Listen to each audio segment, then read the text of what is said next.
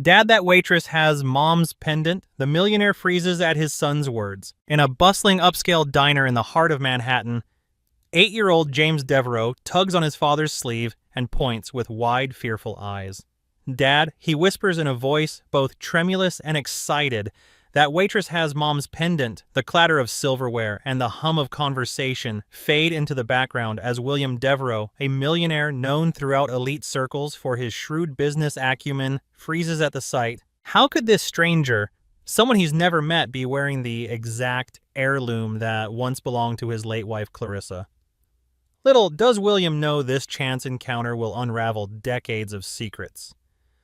William Devereaux was not a man easily rattled. Having earned his fortune through years of meticulous deal-making and investments, some in the stock market alongside the likes of Warren Buffett and others in prime Manhattan real estate, he had grown accustomed to controlling every variable in his life. His success was no accident.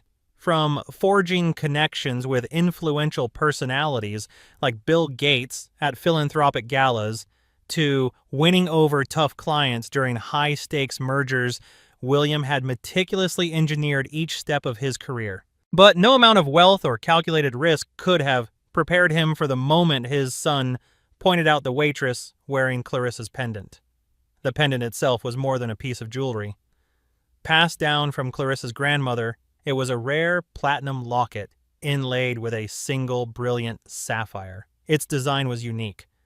On a starry night etched into the front, a tiny diamond marked the position of the star Clarissa's family believed protected their lineage. He had gifted that same locket to Clarissa for their wedding anniversary. It symbolized so many things: devotion, tradition, a shimmering promise of eternal unity. When Clarissa died in a tragic car accident 8 years ago, William was left with an infant son and a world that no longer made sense. In the aftermath, the pendant supposedly recovered from the crash site had vanished from the locked drawer Williams swore he had placed it in. Over time, he chalked it up to a misplacement in the chaos of grief. The loss of Clarissa overshadowed everything else. Now, here it was, perched on a petite young waitress's neck. Behind him, the diner's chattered city bankers discussing the aftermath of a stock market surge, a lively group of friends celebrating a birthday, and a few couples sipping cocktails under warm ambient lights. None of them would suspect that a millionaire was losing his composure right there at table 5. If anything, William Devereaux looked like a mere father out for a late dinner with his cherubic little boy. But inside, William's heart hammered like thunder, confusion swirling in his mind. Dad, James hissed, "Are you okay?" Without answering, William placed a steady hand on his son's shoulder. "Stay here," he said. "I need to talk to that waitress." Her name tag read Sarah. She was in her early 20s with wide hazel eyes and a shy smile. Her hair was pulled back in a neat bun, and she moved with an air of quiet professionalism. The pendant winked under the overhead lights, each step she took catching William's eye. He waited until she approached with their drink refills, water for James, a scotch on the rocks for William. Sarah offered a polite nod before setting the glasses down. Then he spoke, voice tight. "That's a beautiful pendant." She looked surprised. "Oh, thank you, sir. Where did you get it?" Her brows knit slightly, as though wondering why a customer would ask such a personal question. "A gift," she said haltingly. Why do you ask? William's pulse quickened. She didn't mention who gave it to her. Was she lying or simply being cautious around a patron who, for all she knew, might be some overstepping stranger? "It looks like an heirloom that belongs to my late wife's family," he said carefully. "It's extremely rare. Might I take a closer look?" Sarah swallowed, glancing around as though seeking a manager's permission or an exit from the conversation. I'm sorry, but I can't really take it off right now. It's kind of sentimental." Then with an apologetic smile, "Is there anything else I can help you with tonight? Perhaps the dessert menu." William stared at the pendant, the sapphire glimmering. There was no doubt in his mind it was Clarissa's. Even the tiny star etching matched perfectly. He remembered every delicate line as if he'd studied it under a microscope. But for now, Pushing the issue too forcefully in a public place could backfire. The last thing he wanted was to scare the young woman. He summoned his composure, nodded in polite dismissal, and said, "No, no. Dessert isn't necessary. Thank you." As Sarah hurried away, William clenched his fists, ignoring the perplexed look from James.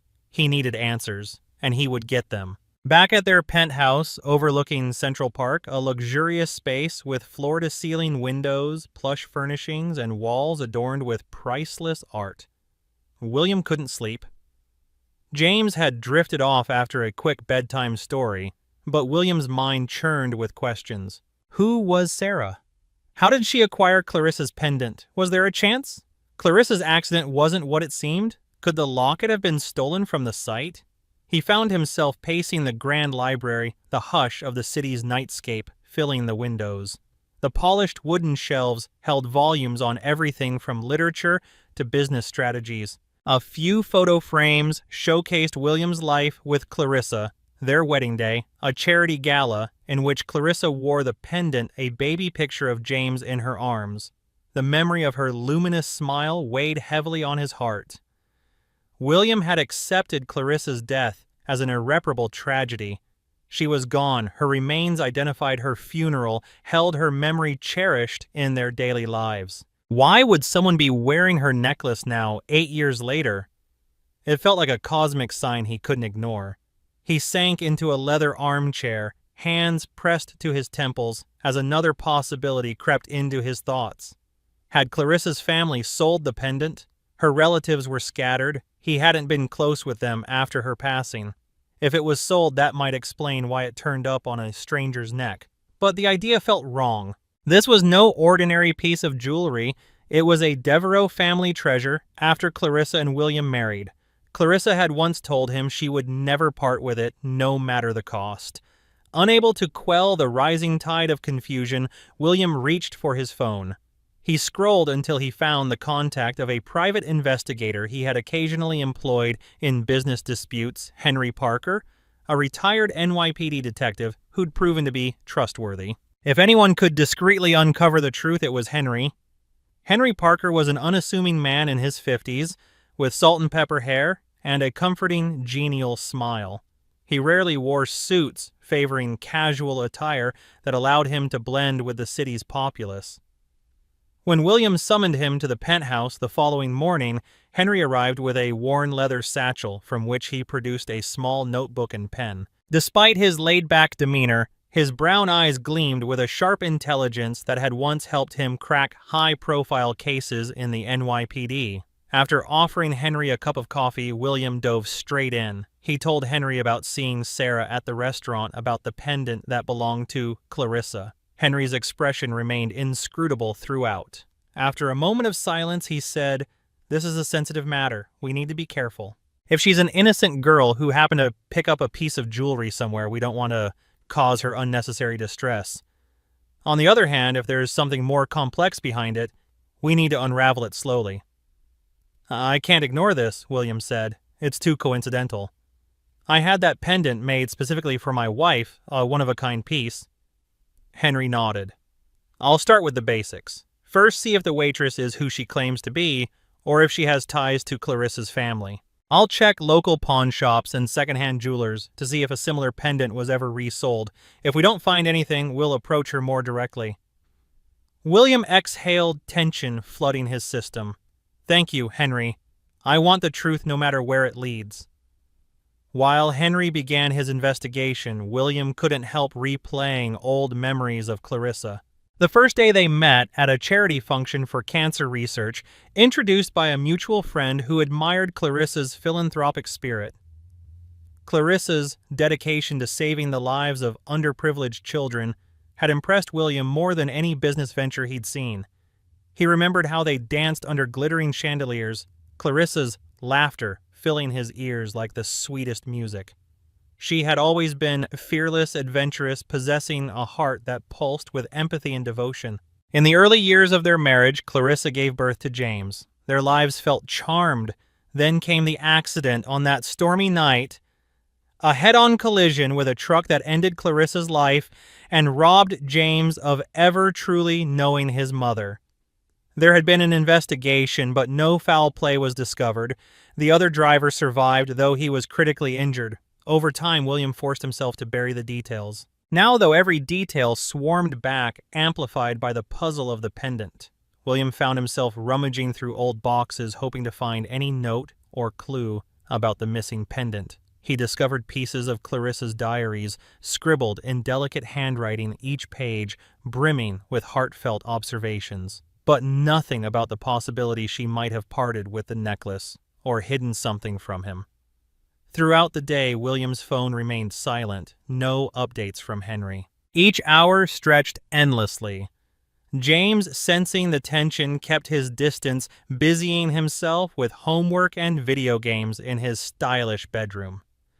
William realized with a pang that James had grown used to his father's occasional bouts of pensive silence, moments he spent reliving the ghosts of his past. Several days passed before William received a call from Henry Parker. He instructed William to meet him at a small cafe in Brooklyn. The location was unusual.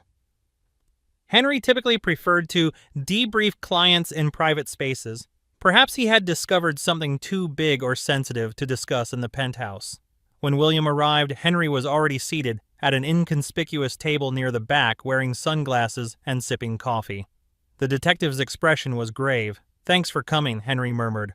"I don't want to alarm you, but I've found some interesting leads." William sat down, heart pounding. "Tell me everything."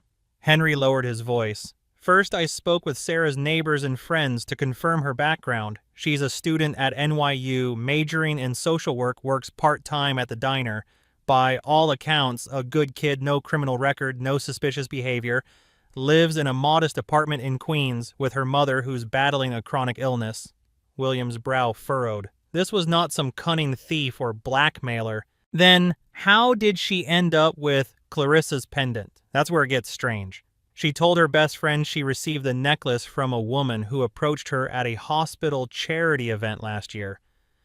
The woman apparently said she'd once been in Sarah's shoes, struggling to care for a sick loved one, and wanted to help. Along with the pendant, the woman gave Sarah a small donation. William's throat tightened. A donation? She just gave her money. Henry nodded. Yes. And Sarah was too stunned to ask many questions. She said the woman was kind and wore an oversized jacket and big sunglasses. Sounded like the woman didn't want her face fully seen. It could be nothing, but from your perspective, it might suggest the person was deliberately hiding her identity. William felt a surge of conflicting emotions: hope, disbelief, suspicion. "Do you have any leads on who that woman might be?"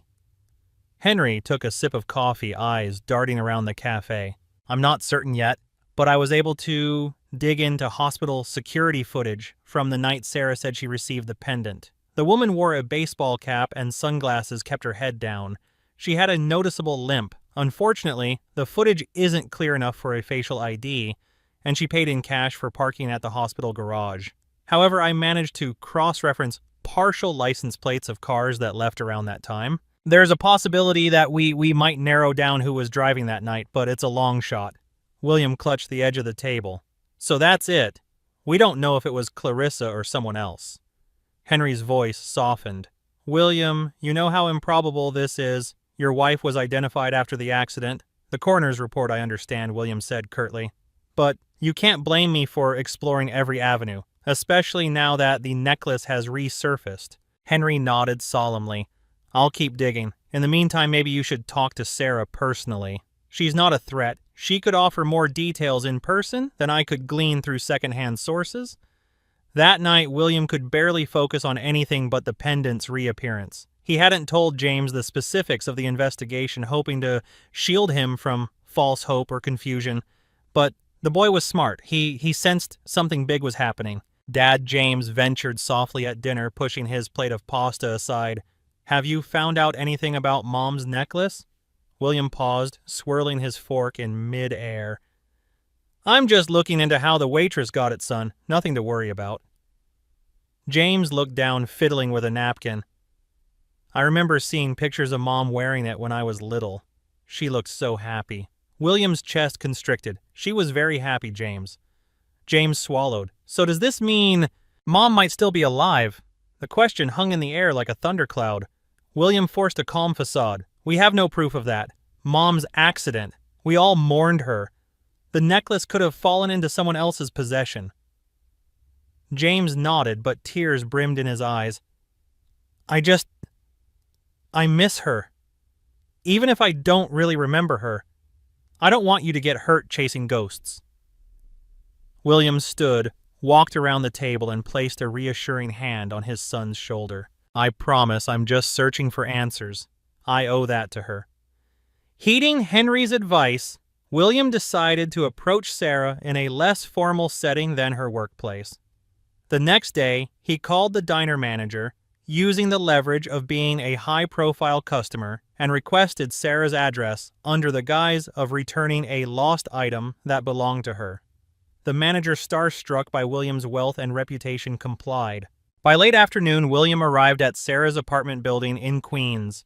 It was a modest structure with chipped paint, a narrow stairwell leading to the 4th floor, and the faint scent of cooking drifting through the corridors. Sarah opened her apartment door cautiously upon hearing William's introduction. Surprised was an understatement. Her eyes went wide as she recognized the wealthy customer from the diner. Mr. Devereaux, she said, a tremor in her voice. What are you doing here? Is everything all right? William cleared his throat, forcing a cordial smile. I'm sorry for coming unannounced, Sarah. Could I speak to you about the pendant? It's important. She glanced behind her shoulder, then gestured for him to enter. The apartment was small, 1 bedroom, a living area, with worn furniture and a kitchenette. Photos of Sarah with an older woman, presumably her mother, dotted the walls. Medical bills and textbooks were strewn about the coffee table, revealing the family's financial struggles. Sarah's mother, seated in the living room, looked up from the couch. She was thin, her face etched with fatigue. Sarah introduced them. Mom, this is Mr. Devereaux. He's a patron from the diner. The mother, Margaret, offered a polite nod. Good evening. William returned the greeting, empathy stirring within him. He understood what it was like to care for someone who was ailing. Clarissa's final months had been complicated by a different kind of agony, his wife's mental stress before the accident. Now the swirl of confusion about her fate overshadowed everything. Sarah led him to the small kitchen table, her face tense. How can I help you? Sir William kept his voice gentle. I'm sorry to intrude, but this can't wait. The pendant you wear, it belonged to my late wife. I'm certain of it. Sarah's eyes flickered with concern. Mr. Devereaux, I understand how you must feel, but I was given this pendant last year by a stranger. She said it was a token of good luck and that I should pass it on one day. A stranger who approached you at the hospital's charity event, William said. He noticed Sarah's mother exchange a weary glance with her daughter, as though this story was well worn. Yes, sir, Sarah continued. She was so mysterious, and I was in such a tough spot. My mother needed medication we couldn't afford, and the woman helped us pay for it. William inhaled slowly, drawing on the calm negotiation skills that had served him in countless business deals. Did the woman mention her name or give any indication that she knew you personally? Sarah shook her head. No.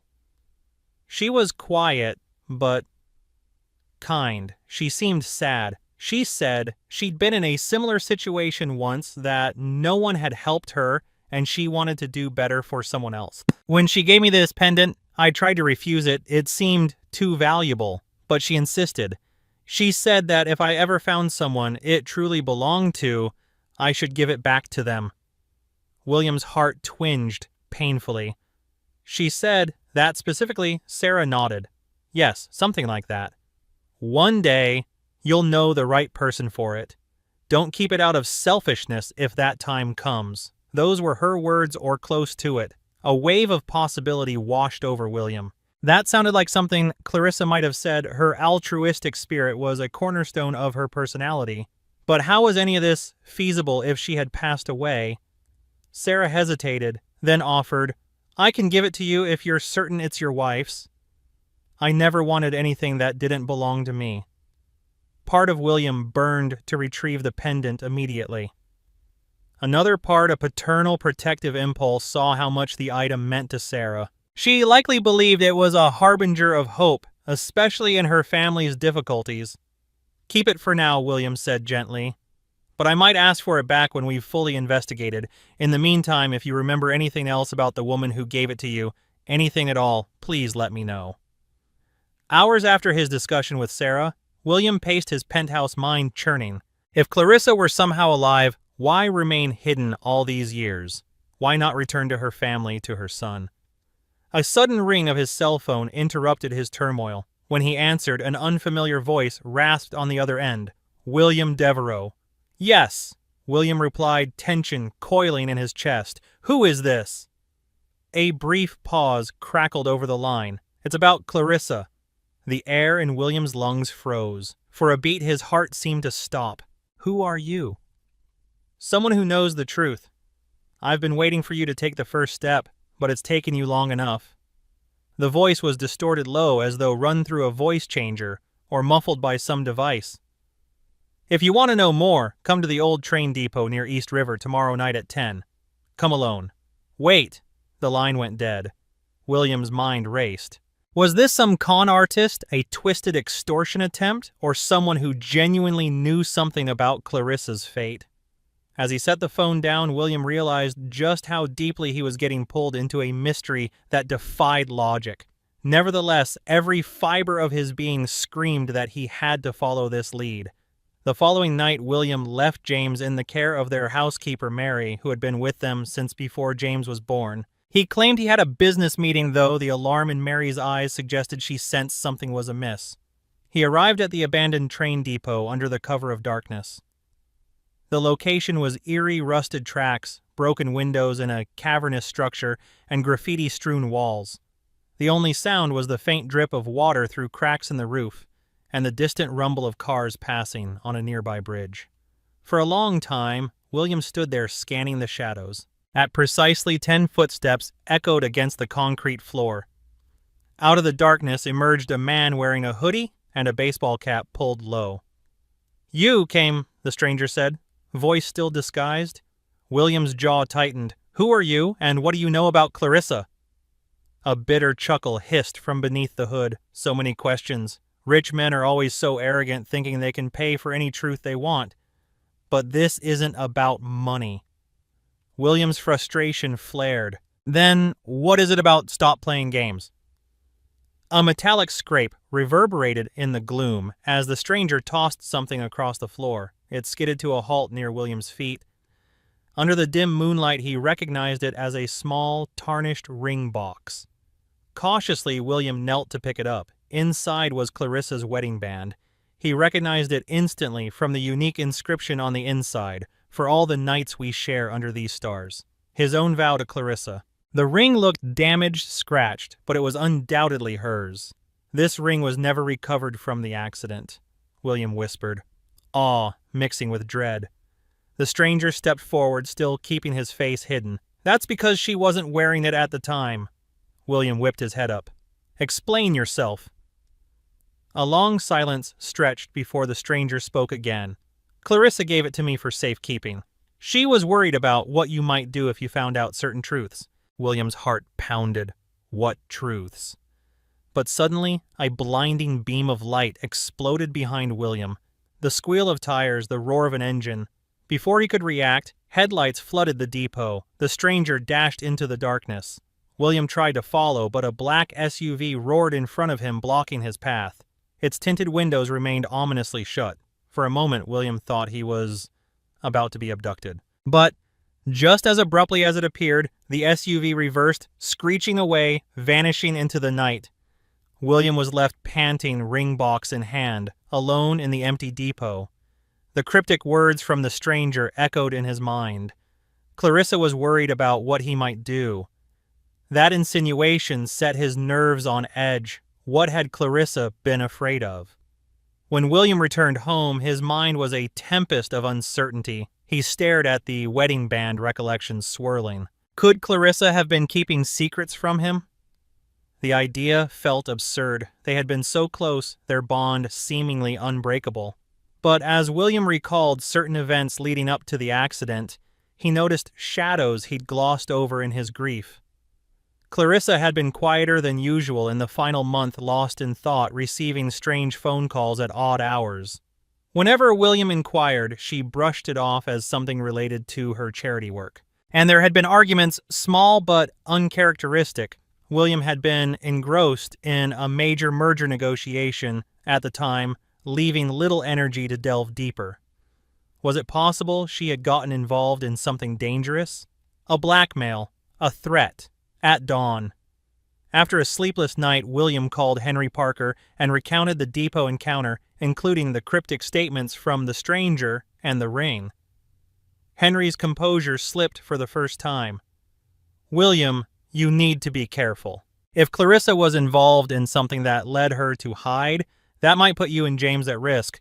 Let me do some digging on the ring. There might be trace evidence or a clue we can use. Also, I can try analyzing the voice from any surveillance cameras near the depot." Despite Henry's warning, William felt a flicker of hope. Clarissa's ring meant there was more to her story than the official records. This was no mere con. Someone was orchestrating events, testing him. He just didn't know why. As the search for answers consumed William, his business empire teetered on crisis. Investors grew wary of his absenteeism and uncharacteristic lack of focus. During a pivotal board meeting for Devereaux Holdings, board members pressed William about upcoming acquisitions. Mr. Devereaux began. Martin Harlow, a senior board member, were getting anxious calls from partners. "There are rumors you're distracted. We need reassurance that you're still committed." William forced a tight smile. "I'm handling personal matters, but rest assured my dedication hasn't wavered. The acquisition plan for next quarter stands." A murmur of skepticism rippled across the polished conference table. Another board member, Cecilia Hollings, leaned forward. "We understand personal challenges can arise, William, but the markets are volatile. We need your full attention. Otherwise, we might lose the confidence of the shareholders." In another time, William would have calmly fielded their concerns. Now tension flared like a live wire. "I built this company from the ground up, forging alliances on Wall Street and beyond. One personal matter doesn't erase years of performance." Harlow frowned. "No one doubts your legacy. But your name alone won't protect us if we become directionless." Anger pulsed at William's temples. He stood abruptly, chest tight. "We won't. Now, if you'll excuse me, I have pressing matters to attend to." Without another word, he stalked out of the boardroom. Behind him, anxious voices and hushed disapproval followed him like a chorus of ghosts. After the tense board meeting, William retreated to his office. The floor-to-ceiling windows overlooked Manhattan, its skyscrapers glinting beneath the late morning sun. The city that once seemed so conquerable now felt like an endless labyrinth of secrets.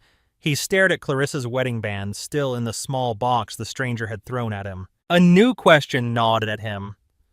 Had Clarissa been running from him or from something else? His secretary buzzed through.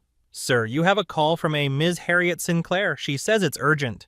William hesitated. Harriet Sinclair was an investigative journalist known for exposing corporate scandals. He had no prior relationship with her, but her name occasionally popped up in circles that thrived on sensationalism.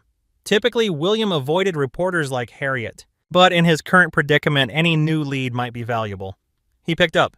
"Yes, Harriet. This is William Devereaux. I thought that might get your attention." Harriet said, her voice sharp. "Listen, I know about the ring you received, and I know you've been looking into Clarissa's disappearance." William's pulse kicked. "I never said my wife disappeared. She died in an accident." A wry laugh came over the line. "Is that what you believe, or just what you tell people I've been poking around for months? There's evidence to suggest Clarissa's accident was staged." William's grip on the phone tightened. "What sort of evidence?" "That's a longer conversation. Let's meet. But do me a favor and don't bring your private detective or anyone else. We need confidentiality if we're going to figure this out." William swallowed. "We're Battery Park by the waterfront. Noon tomorrow." Before he could protest, Harriet hung up. William pressed the phone to his ear, heart pounding. Another piece of the puzzle. But Harriet Sinclair's involvement could complicate everything. If Clarissa's death was staged, the scandal would be immeasurable. William thought of James, of the heartbreak and confusion that would erupt if the press got wind of this. Nevertheless, he needed to see Harriet. The next day, William found Harriet Sinclair perched on a bench by the waterfront. She wore a stylish trench coat and sunglasses, her posture poised. A stiff breeze from the harbor tousled her short brunette hair. He approached, hands in his coat pockets. "Ms. Sinclair."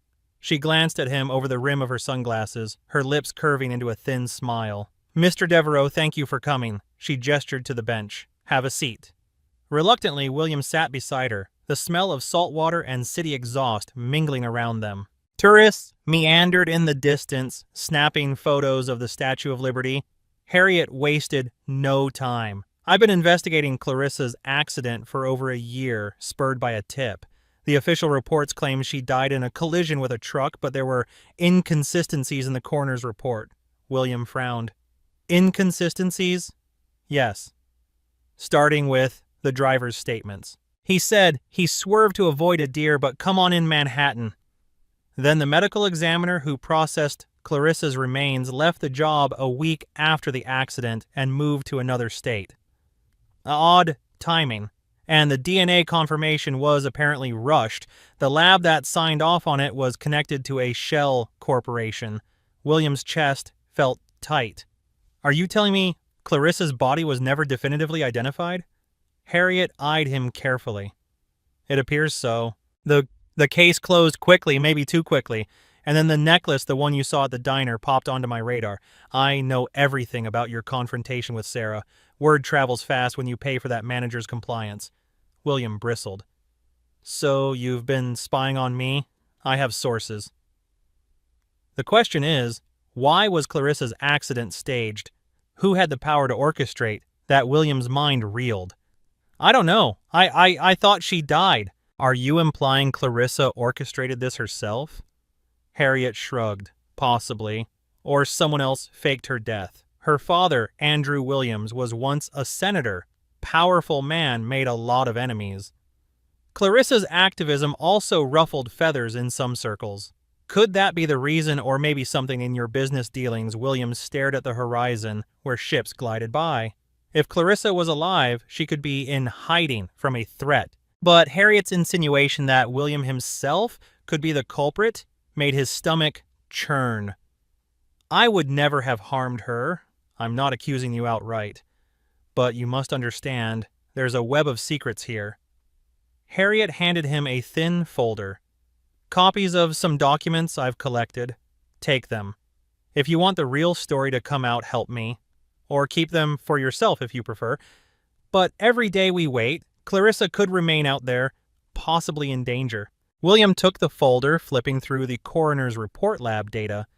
Even a notarized statement from an anonymous medical staffer claiming the body was never conclusively identified. Nausea twisted in his gut. Harriet stood. "Think about it, Mr. Devereaux. I'll be in touch." She strode away, leaving William alone, grappling with an impossible truth. Days blurred as William juggled Harriet's documents, Henry's investigations, and his fatherly duties with James. He pored over the coroner's report, noticing the missing details. Harriet had highlighted particularly that the final identification was based on partial remains never cross-checked with Clarissa's personal medical records. He discovered references to a security camera feed from the road the night of the accident. The footage was supposedly destroyed, yet Harriet's data hinted the feed might still exist, stored on an off-site server. Meanwhile, Henry worked tirelessly, but even he couldn't find any conclusive proof Clarissa was alive. As tension escalated, James confronted William one evening, tears in his eyes. "Dad, you've barely talked to me. You're always locked in your study. Is everything okay? You're not leaving me too, are you?" William's heart broke at the fear in James's voice. He pulled his son into a tight embrace. "Never. I promise. I'm just trying to figure something out about your mother." James sniffled. "Henry told me you think Mom might still be alive. Is that true?" William struggled to find the right words.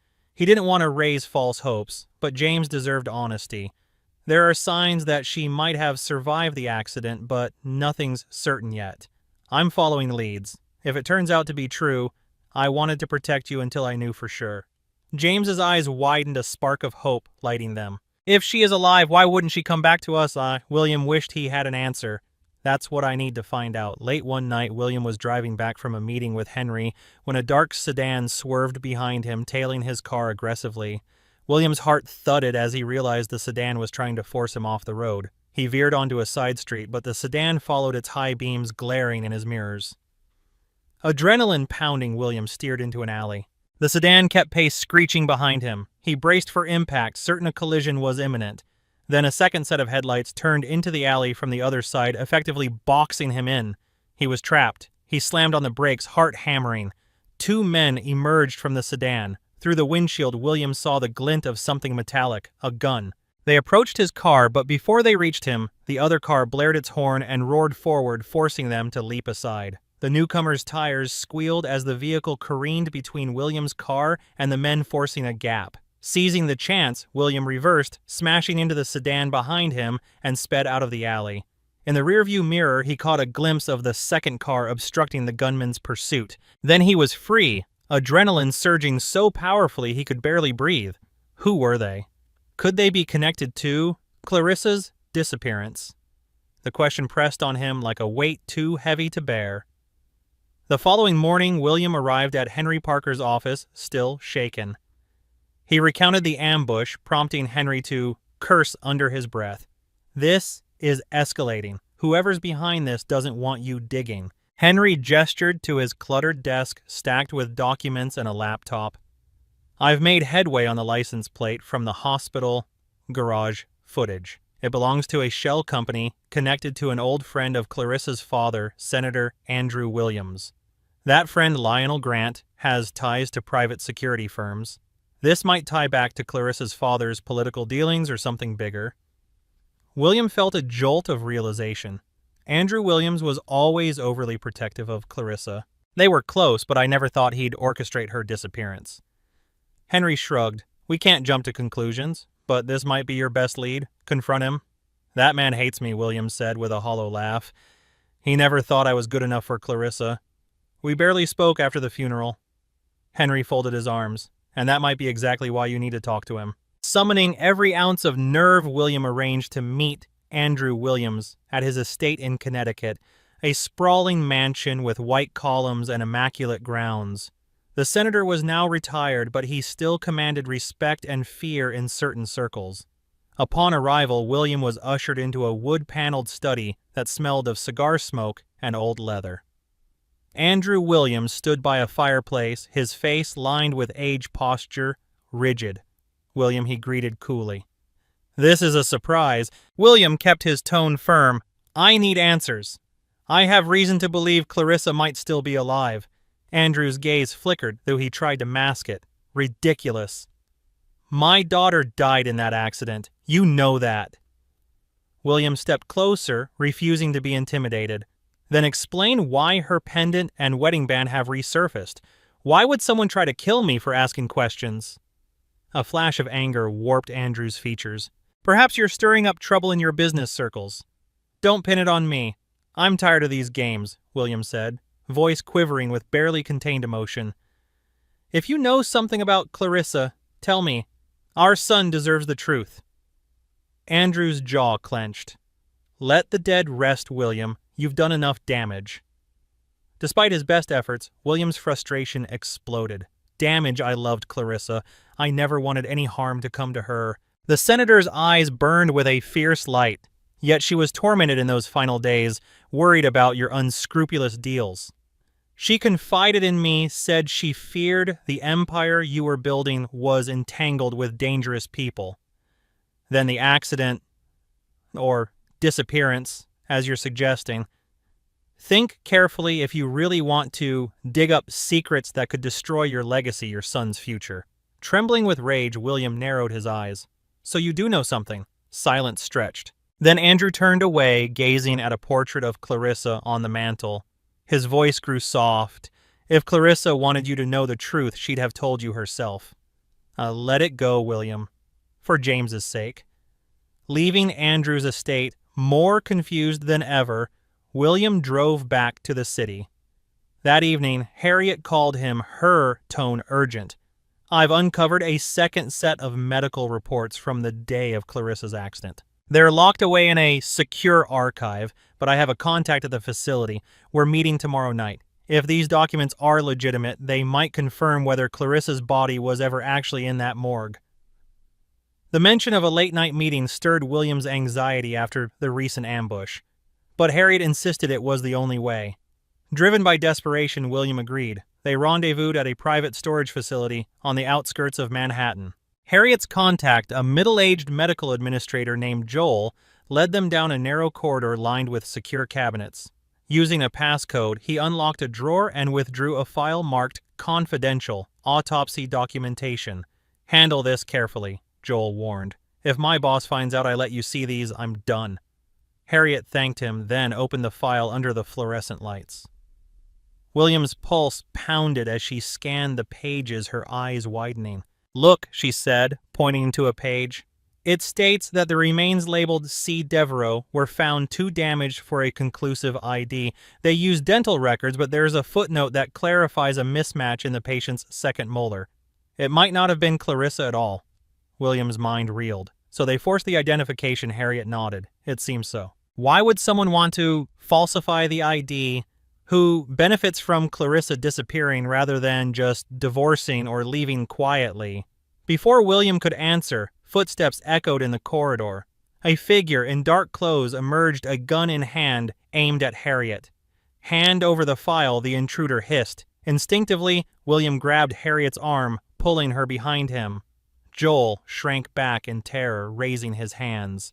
The intruder lunged, snatching the file. Harriet tried to resist, but William pulled her away, mindful of the weapon. In a swift, practiced motion, the intruder tore out the relevant pages, stuffing them into a backpack. Then, with a menacing glare, he retreated back down the corridor. Harriet swore under her breath, sprinting after him in a desperate attempt to recover the documents. But the intruder disappeared into the labyrinth of the storage facility. By the time security guards arrived, they were gone. Harriet was left panting, fury etched in her face. "What do we do now?" William asked, voice trembling with frustration. Harriet swallowed her knuckles white. "At least I memorized some of the key data. But the proof is gone. Someone is cleaning up every trace of Clarissa's real fate."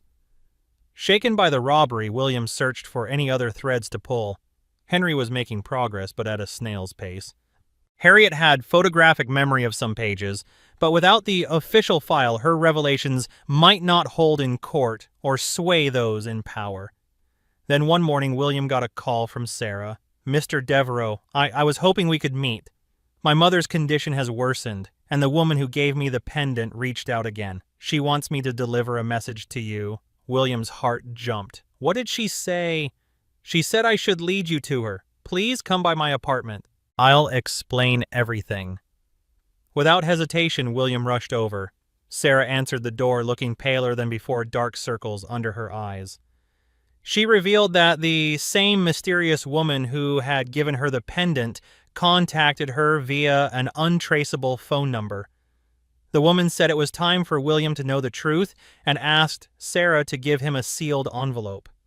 Sarah handed the envelope to William. Inside was a single piece of paper with an address in upstate New York, a remote cabin in the mountains. She said, "To tell you to come alone," Sarah said, her voice trembling, "and that you should bring the ring." She said, "Bring my ring."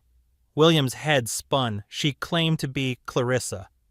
Sarah nodded. "I think so. She was crying, mentioned you by name. She sounded scared." William wasted no time. He informed Henry and Harriet of the plan, ignoring Harriet's protests that she should accompany him. She said, "Come alone, Harriet," he insisted. "I can't risk scaring her away or putting her in danger." He drove north, leaving James under the care of Mary once again. The journey felt like an odyssey, miles of highway stretching through forests and rolling hills. The ring glimmered in the passenger seat, a symbol of hope, love, and unanswered questions. By late afternoon, William arrived at a gravel road winding through dense pines. He followed the directions carefully until the cabin appeared, weather-beaten, wood-shuttered windows, a solitary structure in a clearing. Stepping out of the car, William's heart thumped like a drum. Could Clarissa really be here? He approached the cabin's door, each step weighted with 8 years of grief and longing. He knocked softly, ring in his palm, There was no immediate answer.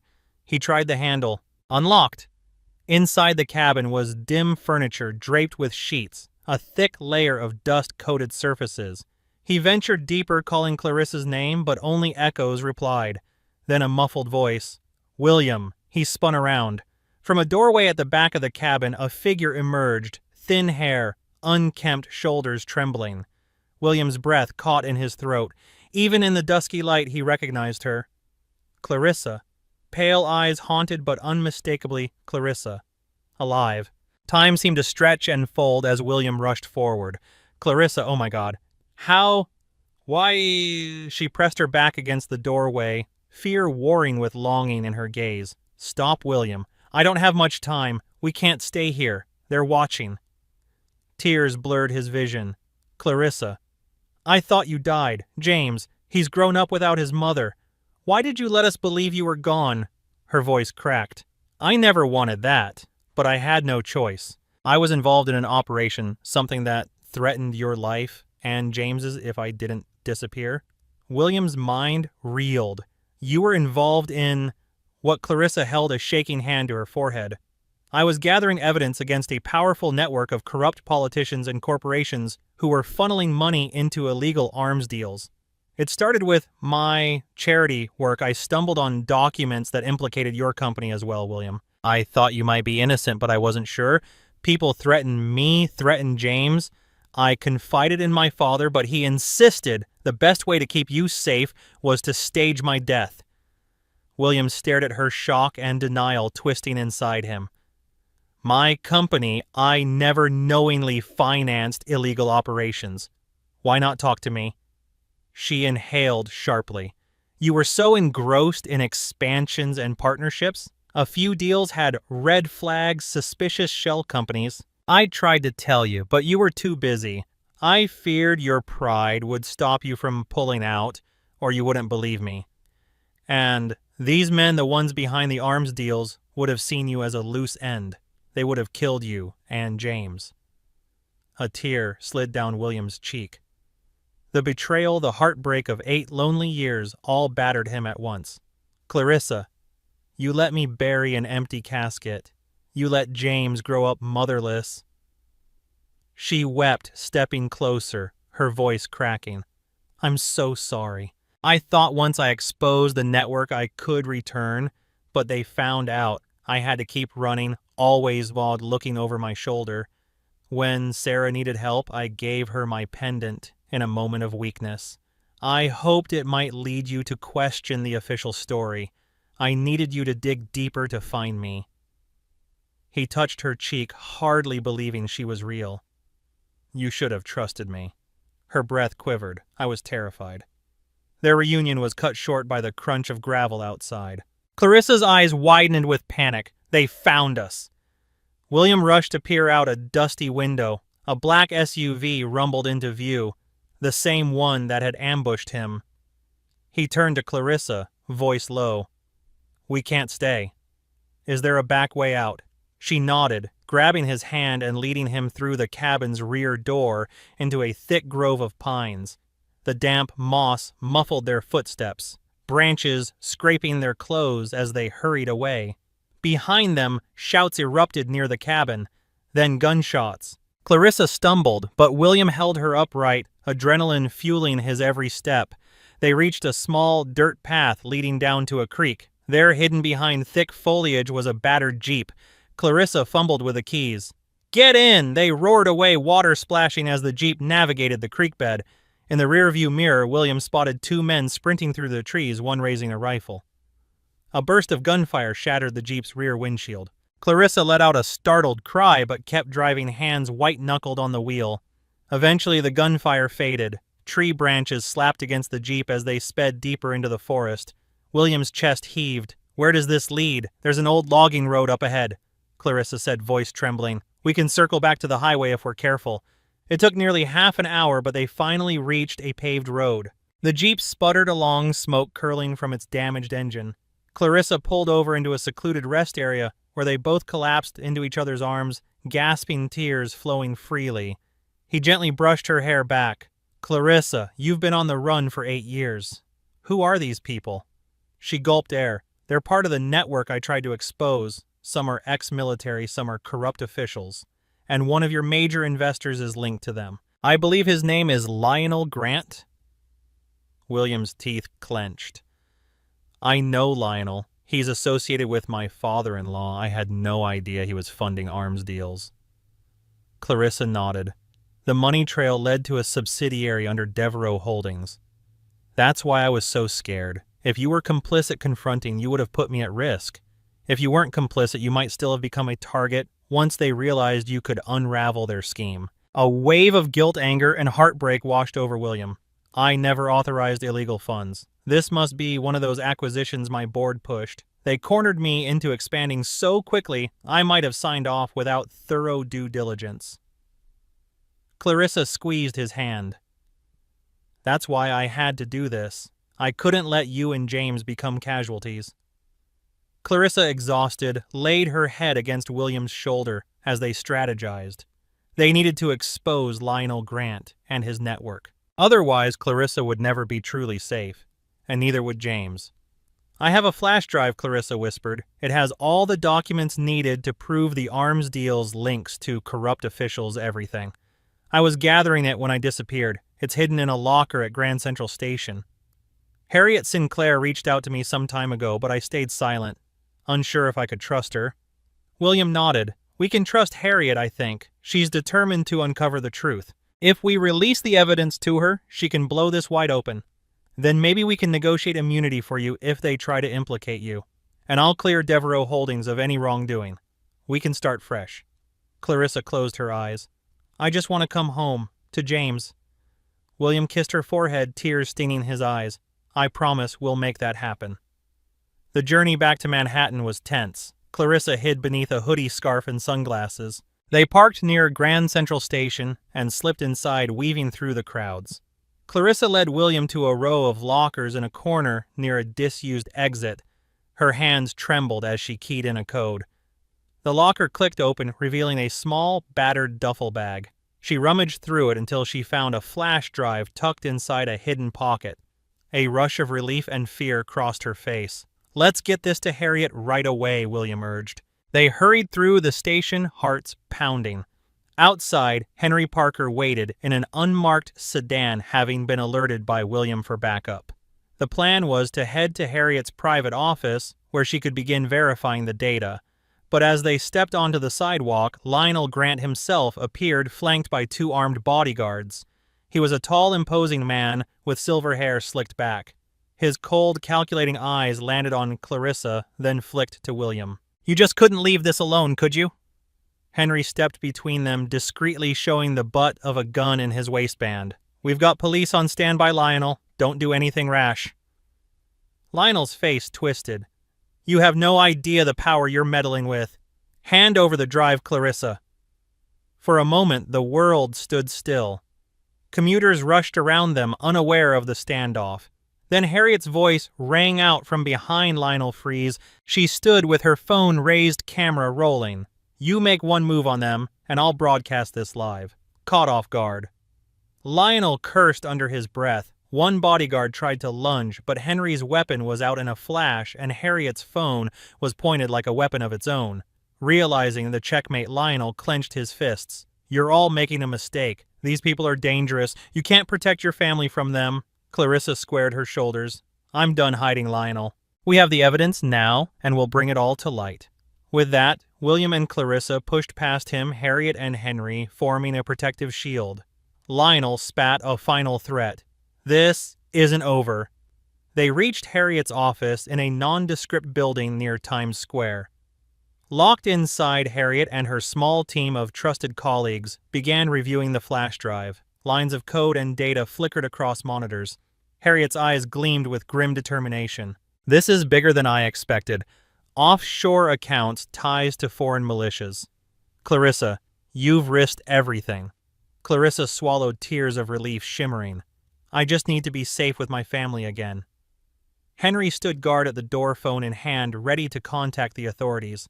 William sat beside Clarissa, their hands intertwined. The final puzzle pieces were falling into place. By dawn, Harriet had collated enough evidence to publish a damning expose. She had also reached out to a federal law enforcement contact, ensuring an immediate investigation. Arrest warrants were prepped for Lionel Grant and his co-conspirators. Senator Andrew Williams' name hovered in the documents as well, though not conclusively implicated. It seemed Andrew had known partial truths and manipulated events to protect Clarissa. Clarissa trembled at the idea of facing her father, but for now they had bigger threats to neutralize. With Harriet's exposé scheduled for publication, Clarissa could finally emerge from hiding. Henry organized a safe location until the dust settled, a secure apartment in Manhattan with restricted access, guarded by off-duty police officers Henry trusted. That evening, William brought James to the apartment. The boy was brimming with nervous excitement, having been told the miraculous news just hours prior. When he stepped inside, Clarissa stood by the window, tears in her eyes. Mom, James whispered, voice cracking. He had grown from a baby into a young boy since she last held him. Clarissa knelt, arms open wide. Yes, sweetheart, it's me. James rushed forward, colliding into her embrace. His sobs and her quiet tears mingled, the two of them holding onto each other as if afraid to let go. William stood nearby, tears rolling down his cheeks, heart swelling with gratitude and sorrow for the years lost. I love you, Mom. James hiccuped. I always did. Clarissa kissed his hair. I love you too, James. More than anything. The following days brought chaos. Harriet released her story, exposing the corruption with shocking details. The scandal dominated headlines across the country. Lionel Grant was arrested along with several high-level accomplices. Investigations into the shell companies within Devereaux Holdings began, though early signs indicated the transactions had been orchestrated by a rogue executive loyal to Lionel, not William. Senator Andrew Williams surfaced to defend his daughter, stating in a press release that he had only faked her death to protect her from threats she had received. Clarissa refused to publicly confirm or deny his story, focusing instead on reuniting with her family. Still, father and daughter had a fraught conversation behind closed doors. You betrayed me, Clarissa said, eyes filled with sadness. You left me in hiding all these years. You claimed it was for my safety, but you never tried to find another solution. Andrew's face clouded with regret. I did what I thought best. You know how dangerous these men are. I'm sorry. Clarissa shook her head. I lost everything. My husband, my son's childhood. I don't know if I can ever forgive you. Her father hung his head. Clarissa walked away, tears streaming. Over the next few months, the arrest continued and new revelations surfaced. Clarissa cooperated with authorities, providing key evidence to dismantle the remaining arms network. The process was painful, forcing her to relive the trauma of her disappearance. But she had William by her side and James in her arms. With Devereaux Holdings cleared of criminal involvement, William faced the task of rebuilding trust among his board and investors. He stepped forward, publicly denouncing illegal dealings and introducing stricter oversight. The company's shares initially dipped amidst the scandal, but soon rebounded as William's integrity shone. Harriet Sinclair garnered accolades for her investigative piece, but she recognized her achievements paled next to Clarissa's sacrifices. They formed an unlikely friendship forged through adversity. Harriet agreed to keep certain personal details out of her coverage, respecting the family's privacy. Clarissa took tentative steps toward normalcy. She moved into the penthouse with William and James, though she often experienced nightmares and panic attacks. Therapy helped her process the years of isolation and fear. James, overjoyed yet still confused, asked countless questions about why she had to leave. She answered them gently, vowing to never leave him again. One chilly morning, William awoke to find Clarissa standing on the penthouse balcony, gazing out at the sun rising over Central Park. The city glowed under the soft orange light, a symbol of rebirth. He slipped an arm around her waist. It's beautiful, isn't it? She nodded, her eyes reflecting the sunrise. Yes. It feels like the start of another life. William pulled a small velvet box from his robe pocket. Inside was the wedding ring, now cleaned and polished. He took her hand. We lost 8 years, Clarissa, but we found our way back. Will you wear this again? Tears shimmered. Of course. She let him slide the band onto her finger, the same hand that trembled the day they first exchanged vows. "I never stopped loving you." He pressed his forehead against hers. "I'm sorry for everything you went through alone. I promise we'll face our challenges together from now on." Clarissa closed her eyes. "That's all I ever wanted." Just then, James bounded onto the balcony blanket wrapped around him, face alight with love. Clarissa swept him into her arms, and the three of them huddled together, watching the city awaken.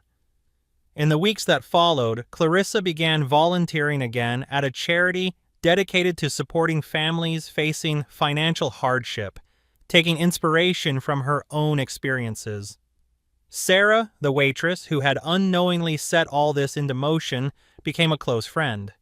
Clarissa helped Sarah's mother secure specialized treatment, paying forward the kindness Sarah had once received. Henry Parker continued working for the Devereaux family, now as their chief of security, ensuring no remnants of the criminal network threatened them again. Harriet Sinclair's career soared, but she remained grateful to Clarissa and William for trusting her with the story of a lifetime.